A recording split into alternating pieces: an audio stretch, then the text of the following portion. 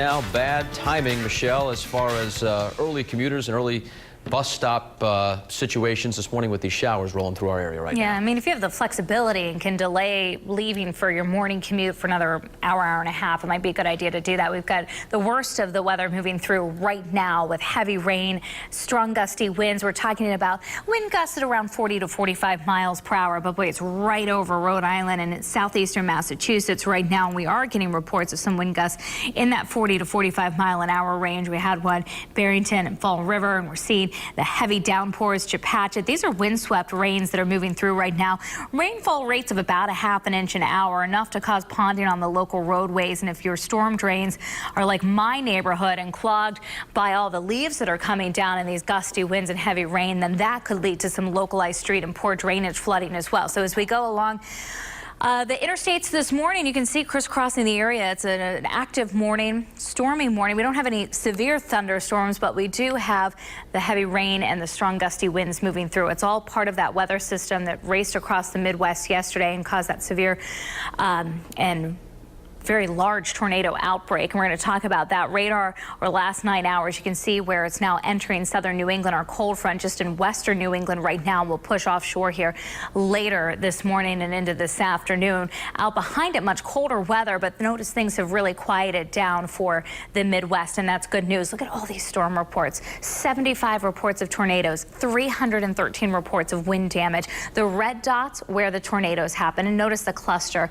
around Illinois. We saw some in Indiana as well. Yeah, that's where that major cluster is here, and then down further into the Midwest. So as we take a look at what's headed our way, really just a fraction of that. However, it's going to be significant. We've got the rain, the wind this morning, and then much colder weather behind it. It's a strong cold front pushing through. This is our last mild day in our stretch. Much colder weather returning from tomorrow on. We're looking at highs in the 40s to around 50 degrees through the rest of the 7-day future cast. This morning, though, 63 Providence, 60 Newport, 65 Fall River.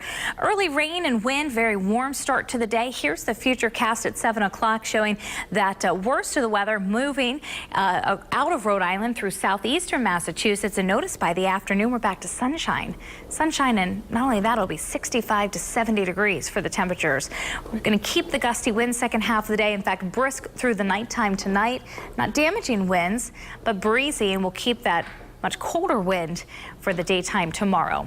For this morning, plan on, again, some early rain, gusty winds. Most of this already gone by 9 o'clock in the morning, though. By 3 in the afternoon, sunshine and 68 degrees. Very mild start tonight, down to about 37. Much cooler, dry, brisk conditions. Here's that 7-day future cast. So upper 60s today, down to 37 tonight. 48 for tomorrow. Sky should look something like this. Sunshine, just some fair weather clouds, much cooler, brisk and dry, and even chillier for Wednesday morning in the 20s. Wednesday afternoon's high near 44.